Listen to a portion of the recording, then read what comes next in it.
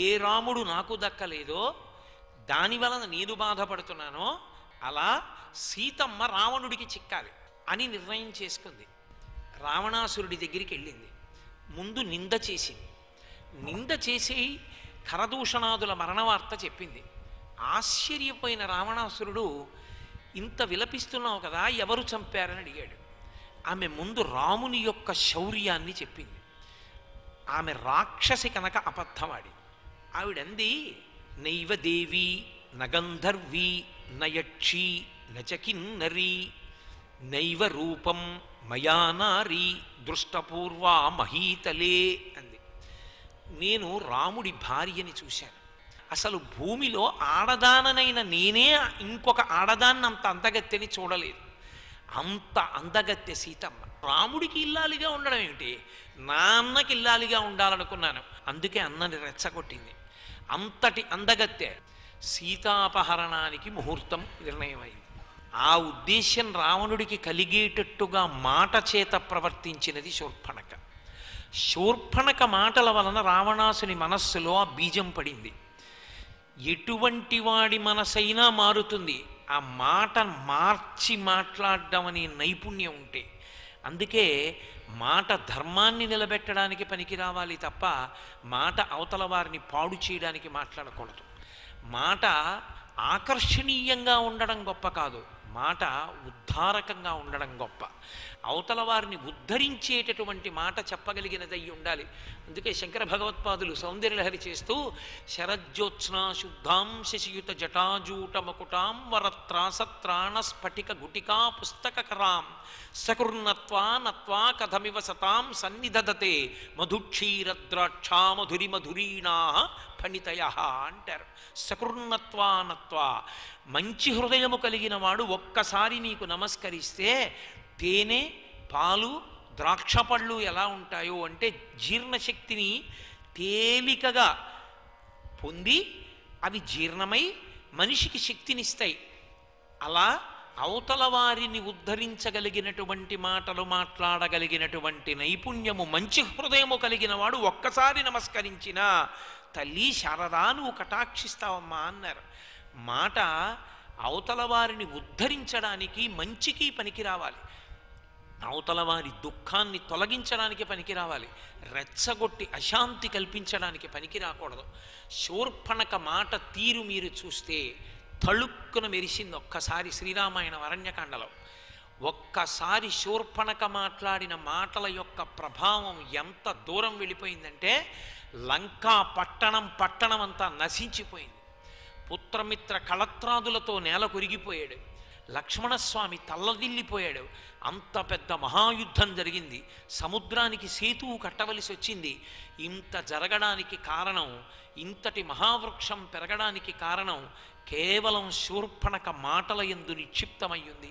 బీజస్యంతరివంకురో జగదిదం ప్రాంగ్ నిర్వికల్పం పునః మాయా కల్పిత దేశకాల కలన వైచిత్ర చిత్రీకృతం అంటారు శంకరాచార్యుల వారు.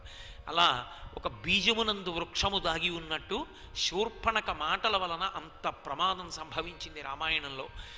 మాట ఎంత ప్రమాదకరంగా ఉంటుందో మనకు అర్థమవుతుంది. బయలుదేరాడు రావణాసురుడు, సీతాపహరణం చెయ్యాలని నిర్ణయించాడు. సీతాపహరణం చెయ్యడానికి తాను రాముని ఎదుర్కొనలేనని, రామలక్ష్మణుల ముందు తాను నిలబడలేనని రావణునికి తెలుసు. అందుకని వాళ్ళని మాయపుచ్చడం కోసమని మారీచుడిని ఆశ్రయించాడు. మారీచుడి దగ్గరికి వెళ్ళి ఉన్న విషయాన్ని మార్చి ప్రతిపాదన చేశాడు. రావణుని కన్నా ముందు పరిచయం రాముడు మారీచుడికి. బాలకాండలోనే మానవాస్త్రం దెబ్బతిన్నాడు మారీచుడు. అందుకని అన్నీ విన్నటువంటి మారీచుడు రావణాసురుడితో జవాబు చెప్పబోతూ ఒక శ్లోకం చెప్పాడు.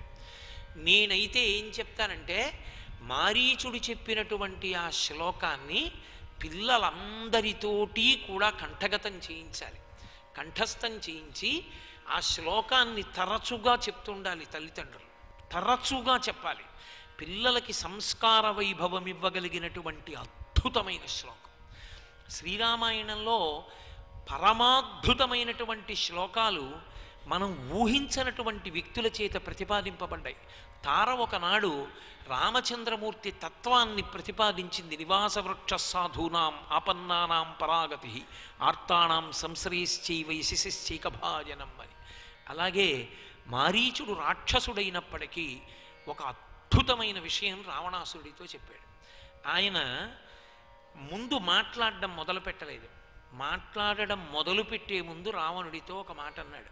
సులభాః పురుషారాజన్ సతతం ప్రియవాదినః అప్రియస్యతు పథ్యస్య వక్తా శ్రోతా చ దుర్లభః అన్నాడు. ఒరే రావణ, లోకంలో అవతల వారి మనసుకి నచ్చేటట్టుగా మాట్లాడేటటువంటి వాడు ప్రతి చోట దొరుకుతాడు. కాబట్టి సులభాః పురుషారాజన్ సతతం ప్రియవాదినః, మనసుకి నచ్చేటట్టు మాట్లాడేవారు ఎక్కడికి వెళ్ళినా దొరుకుతారు. అప్రియస్యతు పథ్యస్య వక్తా శ్రోతా చ దుర్లభః.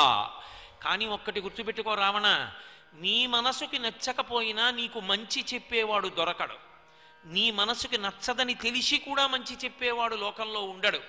ఒకవేళ అవతల వారి మంచిని కోరి సత్యాన్ని దాచకుండా ఉన్నదున్నట్లు మాట్లాడగలిగిన ప్రజ్ఞాశాలి దొరికినా ఆయన మాటలు వినేవాడు దొరకడు. ఒకవేళ అలా మాట్లాడేవాడు అలా వినేవాడు దొరికితే అది మహాక్షేత్రం. అలా వినగలిగిన వాడు అలా చెప్పగలిగిన వాడు వస్తే అలా చెప్పబడిన విషయం లోకంలో శాశ్వతత్వాన్ని పొందుతుంది. మీరు అందుకే చూడండి, ఈ లోకంలో శాశ్వతత్వం పొందబడినటువంటి విషయాలన్నీ ఒక వ్యక్తికి పరమేశ్వరుడు చెప్పినవి లేదా గురువు చెప్పినవి. భగవద్గీత అర్జునుడికి కృష్ణుడు యుద్ధభూమిలో ఒక్కడికే చెప్పింది. భాగవతం పరమవైరాగ్యాన్ని పొందినటువంటి పరీక్షిత్తుకి శుకబ్రహ్మ పరీక్షిత్తుకు ఒక్కడికే చెప్పినది. ఏ ఒక్కడో అర్హుడు ఉంటాడు, ఆ ఒక్కడి కోసం ఒక మహితాత్ముడు చెప్పినటువంటి విషయం తరువాతి కాలంలో లోకానికి అందుతూ ఉంటుంది. కాబట్టి మనసుకి కఠినమనిపించినా సరే ఉన్నదున్నట్టు వైదిక ప్రమాణంతో ధర్మాన్ని మాత్రమే మాట్లాడేవాడు లోకంలో దొరకడు. ఒకవేళ అలా దొరికినా ఆ చెప్పినటువంటి మాట వినేవాడు దొరకడు. ఈ మాట ముందు చెప్పాడు. ఎందుకని? వినడు రావణుడని తెలుసు. రావణుడు చనిపోవడానికి కారణమంతా ఎక్కడుందంటే మాట వినడం. మారీచుడు చెప్పాడు, ఓరి పిచ్చివాడా, నువ్వు రాజ్యం చేశావు, రాముణ్ణి రాజ్యంలోంచి తరిమేశాడు తండ్రి అంటున్నావు. పచ్చి అబద్ధం. రాముణ్ణి తండ్రి తరమలేదు. ఆయన ఏ అధర్మమూ చెయ్యలేదు. నాకు తెలుసు. రామో విగ్రహవాన్ ధర్మ సాధు సత్యపరాక్రమ రాజా సర్వస్య లోకస్య దేవానాం అఘవానిపః. నువ్వంటున్నావు రాముడు తండ్రి చేత రాజ్యము నుంచి వెడలగొట్టబడ్డాడంటున్నావు. పచ్చి అబద్ధం. రాముడు తండ్రిని సత్యమునందు నిలబెట్టడానికి అరణ్యానికి వచ్చాడు. రాముడి వంటి ధర్మమూర్తి లోకంలో లేడు. రాముడు రాశీభూతమైనటువంటి ధర్మం. ధర్మానికి కాళ్ళు చేతులు ఉండి కదిలితే అది రాముడు. అందుకే రామనామం, రాముని యొక్క జీవితం మనుష్య జాతికంతటికీ ఆదర్శం. రామాయణాన్ని వినాలి, రామాయణాన్ని అర్థం చేసుకోవాలి. రామాయణ కావ్యం ఇంట్లో తప్పకుండా ఉండాలి. ఒకవేళ నువ్వు చదవకపోతే రామాయణ కావ్యం మీద కనీసం ఒక్క పువ్వు పెట్టి నమస్కారం చేస్తే చాలు. ఏదో ఒకనాటికి నీ ఇంట రామాయణాన్ని చదువుకుని రామచంద్రమూర్తిలా ప్రవర్తించి 7 తరాల్ని ఉద్ధరించగలిగినటువంటి మహాపురుషుడు పుట్టి తీరుతాడు. శ్రీరామాయణ కావ్యం అంత గొప్పది. అందుకే ఒక రాక్షసుడైనటువంటి మారీచుడు చెప్పాడు, రామో విగ్రహవాన్ ధర్మ. ధర్మాన్ని రాశీభూతం చేస్తే, ఒక చోట పోత పోసేస్తే, అది కాళ్ళు చేతులతో కదిలితే అదే రాముడు. రాముడు దేవతలందరికీ ఇంద్రుడు ఎటువంటి వాడో ఈ లోకమునందు రాముడు అటువంటి వాడు. రాముడి జోలికి వెళ్ళవద్దు, సర్వనాశనం అయిపోతావు రావణ. అప్రమేయం హి తత్తేజో, ఆయన యొక్క తేజస్సు సామాన్యమైంది కాదు. కోటి సూర్యుల పగిది వెలిగిపోతుంటాడు. ఆ సీతమ్మ ఆయన మనసెరిగిన ఇల్లాలు. ఆయన కోసమే అరణ్యవాసం చేయడానికి వచ్చింది. రామచాపాశ్రయేవని ఆమె సర్వకాలములయందు రాముని యొక్క కోదండము చేత రక్షింపబడుతుంటుంది. ఒక్క రామచంద్రమూర్తికే 2 బిరుదునామాలున్నాయి, వీరరాఘవ, విజయరాఘవ. ఎప్పుడూ కోదండాన్ని పట్టుకుని ఉంటాడు. ఎప్పుడూ విజయం తప్ప ఆయన జీవితంలో అపజయం అన్న మాట లేదు. అటువంటి మహాధర్మాత్ముడు రాముడు. రాముడి జోలికి వెళ్ళవద్దు. రాముడు రాజ్యం విడిచిపెట్టి వచ్చాడంటున్నావు కాదు. 14 సంవత్సరముల తర్వాత రాముడు రాజు అవుతాడు. పూర్ణంగా ప్రవర్తన ఎరిగినవాడు రాముడు. నేను రాజుని లంకాపట్టణంలో అందరినీ నడిపిస్తున్న వాణ్ణి నువ్వు అనుకుంటున్నావు.